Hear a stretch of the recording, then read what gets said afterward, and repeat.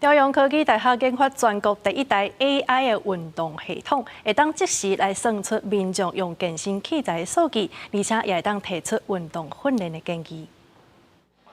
双手用来向前撒，几个组合动作做完，荧幕马上展现 AI 演算出来动作力量、节奏等相关的数据，而且马上提出运动训练建议。台中朝北国民运动中心27号宣布引进全国首创 AI 精准运动系统，应用在咧重训器材顶悬，健身的民众体验了，感觉真趣味。是它可以，你可以上看到的有流畅性、延迟性，还有完整性那些，光那些东西就可以，就是比较可以明确的去判断，是说你的评分跟之前跟现在有没有什么差别？研发系统的朝阳科技大学表示 ，AI 会使直接甲重训器材伺服莫达连线，及时监测运动者的动作，提供个人化训练计划，减少运动伤害的风险。民众还可以使透过手机 App 将数据全部炸登一处的。你每做一次，我就会给你一个全新的模型，好，它会根据你的今天的状态，好，你这次跟下次做的状况都不一样，好，就进行分析，所以真的能够提供所谓的客制化、即时化的服务。慢一点用身体哦。